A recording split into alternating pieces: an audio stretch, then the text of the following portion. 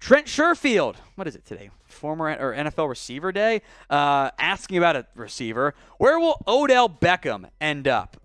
It's a great question. I assume back with the LA Rams. That would be the most likely destination since he liked it in LA, won the ring. They haven't brought him back yet. If he doesn't go back to LA, let's expand that field of destinations here.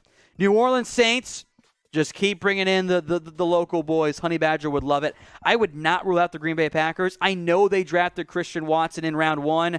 Despite what some big media might tell you, that receiving core is still not that great. I don't know if Watson's going to be ready to be a day 1 starter, and OBJ's better than the washed-up corpse of Sammy Watkins. The Colts could make sense with Matt Ryan. The Ravens, again, imagine Lamar and OBJ. That'd be pretty damn fun out there. Maybe you send him back to the Giants. My boy Marshall was telling me how much he missed OBJ the other day. Minnesota, Tennessee. I'll drop those two as like sleeper dark horses, especially like if OBJ doesn't sign till midseason. Those teams are somewhat thin with starting caliber receivers. If they're contenders, they could make sense for Odell Beckham. So question time for you now. Who will sign OBJ? Make your predictions for me in the comment section. Which team, whether it's this week, next week, a month from now, whatever, do you think will sign Odell Beckham? The pass master. I'm hoping Lewis Cine ends up being a Brian Dawkins type player. So Harris Smith can be the one looking in the box because he's not as fast as he once was. What's your take? Thanks, Chat Sports.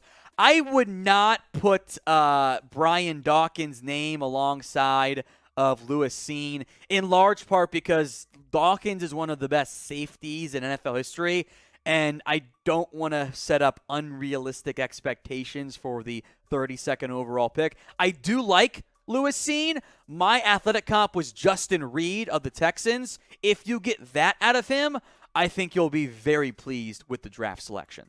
Greenback, 25. I heard Andy Isabella and N'Keal Harry on the trade block. Who could get them? Literally anyone that wants them.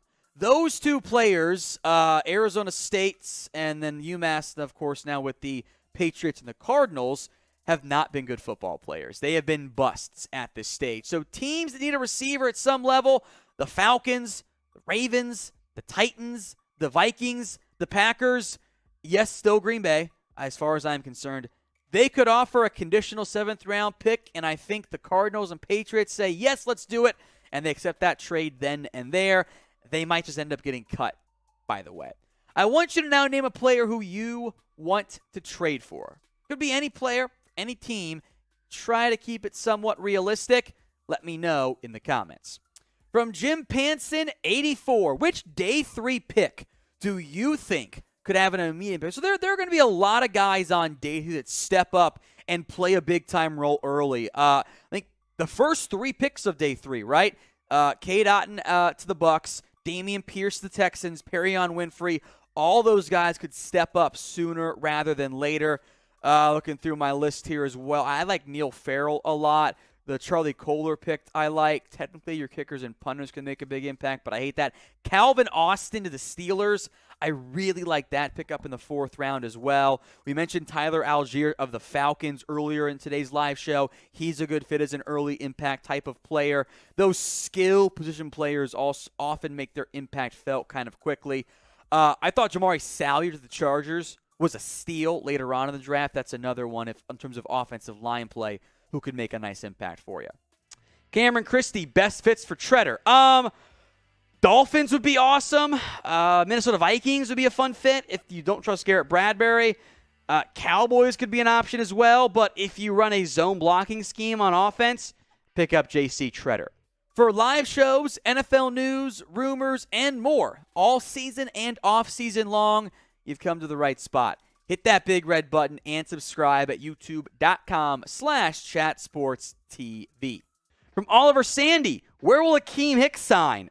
Good question. The Dolphins had been linked pretty recently as part of a visit/meeting, workout, whichever it ended up being.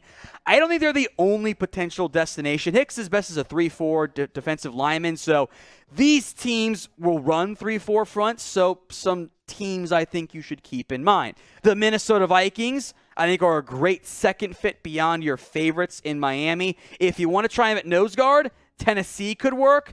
The Rams, if he wants to be a ring chaser and your fourth defensive lineman. And dark horse here, the Pittsburgh Steelers could also make some sense as a fit for Akiem Hicks if they want some added depth that's not named Tyson Alualu on that defensive line. I want you to name a sleeper free agent left on the market. The big names, for the most part, are off the board. Of course, Clowney, OBJ, still out there. A sleeper name who could be a gem for you as we enter May. Drop a name or names if you want to be an overachiever for me in the comments right now.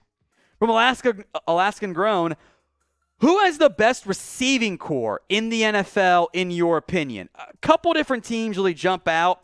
I think you have to mention the Cincinnati Bengals as one of them with Jamar Chase, T. Higgins, and Tyler Boyd. Unquestionably has to be near the top of your list. Duos-wise, I like your upside in Philadelphia, A.J. Brown, Devonta Smith. I like what you've got going on in Minnesota, of course, Justin Jefferson, Adam Thielen. Bucks are also super high from a depth perspective, too. Rams got some ballers with Van Jefferson, Allen Robinson, Cooper Kupp, not in that order. DK and Tyler Lockett. My number one, though, would be the Bengals with Jamar Chase, Higgins, and Boyd. Overall depth, give me the Bucks. They go like 7 deep with good football players. And the Bills also, once again, have a pretty good receiving core. From Oh My Lord, who will be the first quarterback drafted next? I assume you mean year. It is way too early, and we will do some way too early mock drafts. It would be an early 2-team race, I think. 2-player race. Bryce Young, the Alabama quarterback, and C.J. Stroud, the Ohio State QB. Hey, maybe Spencer Rattler actually is decent under pressure next year, but these are the early favorites in what appears to be a better class than what we had this year. I say appears to be because there's an entire year of college football to be played. Changes happen. It's not by any means a locked and loaded thing. Who do you think goes first of these two? BY for Bryce Young or CJ for CJ Stroud? From Pablo, who had the best draft? The ones that I like the most, the Baltimore Ravens, I thought crushed it this year. I thought Philadelphia did a fantastic job as well. And I also thought that the Chiefs, those 3 teams in particular, amongst several others, all did a really good job. From James Heiner, what do you think will be the most intriguing quarterback battles once camp starts? Great question, I should say. Steelers jumps out with Mitchell Trubisky against Kenny Pickett. Beyond that, things are mostly settled. The Falcons, Desmond Ridder, Marcus Mariota, another good one. Whatever happens in Carolina feels like one. They can't enter the year with just Darnold and Ridder, right? They got to add, or Darnold and Corral. They got to add somebody else in there. The Niners, if they keep Jimmy G, I guess that could be a competition. And whatever's going to happen in Seattle, Drew Lock, Geno Smith, and I hope a third QB also makes sense.